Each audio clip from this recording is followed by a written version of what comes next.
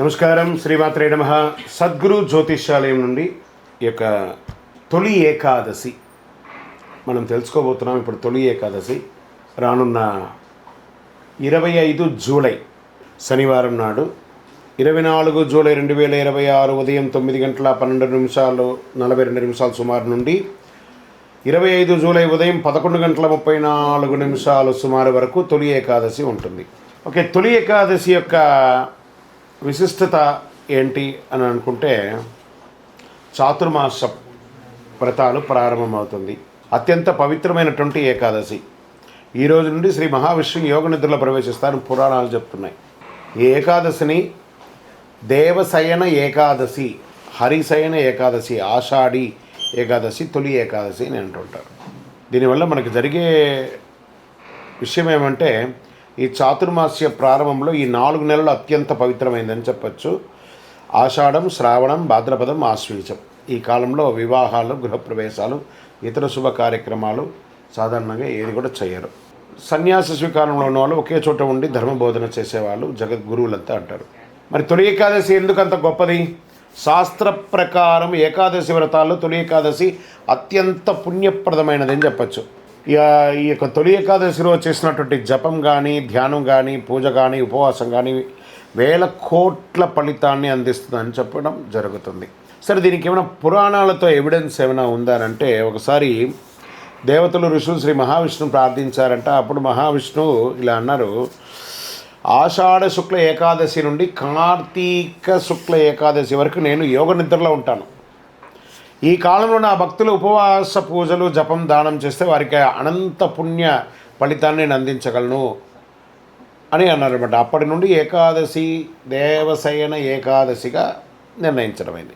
సరే, మనం తొలి ఏకాదశి రోజు ఏం చేయాలి? బ్రాహ్మీ ముహూర్తంలో లేవాలి, స్నానాలు చేయాలి, ఇంటిని శుభ్రపరచుకోవాలి, విష్ణుమూర్తి చిత్రాన్ని లేదా విగ్రహాన్ని అలంకరించి పూజ చేయాలి. ఏదైనా దేవాలయానికి వెళ్ళాలి. పూజలో తప్పకుండా తులసీ దళం ఉండేటట్టుగా చూసుకోండి.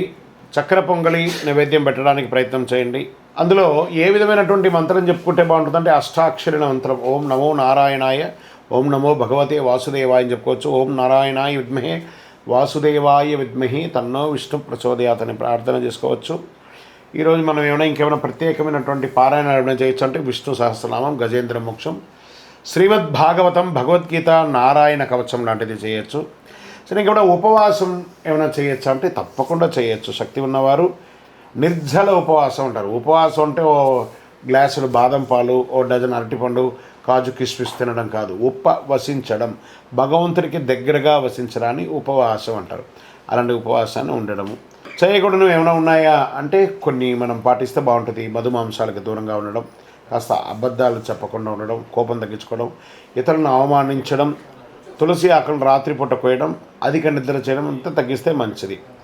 మరి ఈ రోజుల్లో ఏమైనా దానం చేయొచ్చు అంటే అన్నదానం చేయొచ్చు, వస్త్రదానం చేయొచ్చు, గోదానం చేయొచ్చు, భూదానం చేయొచ్చు, తులసి మొక్క వేయచ్చు, గొడుగు ఇవ్వచ్చు, పాదరక్షలు ఇవ్వచ్చు, నీటి కుండ ఇవ్వచ్చు, భగవద్గీత ఇవ్వచ్చు, విష్ణు చిత్రం వేయచ్చు, తర్వాత విష్ణు సహస్రనామం ఇవ్వచ్చు. ఇలాంటివన్నీ చేయొచ్చు.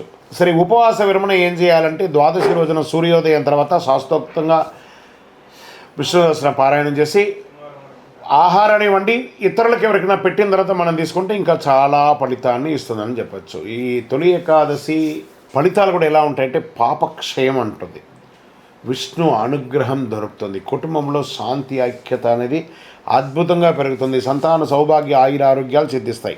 దీంట్లో మొత్తానికి ఈ తొలి ఏకాదశి రోజు మనం అందరం కూడా ప్రార్థన చేయాల్సింది: శాంతాకారం భుజగ శయనం పద్మనాభం సురేశం విశ్వాకారం గగనదర్శం మేఘవర్ణం శుభాంగం లక్ష్మీకాంతం కమనయనం యోగ విద్యానగమ్యం వందే విష్ణుం భయవహనం సర్వలోకైకనాథం అని చెప్పుకోవచ్చు. తొలి ఏకాదశి కేవలం ఉపవాస దివసం మాత్రమే కాదు, భక్తి నియమం, జపం, ధ్యానం ఇవన్నీ చేయడం వల్ల మీరు కోరిన కోరికలన్నీ పొంది అద్భుతమైనటువంటి ఫలితాలు పొందుతారు. విజయోస్తు.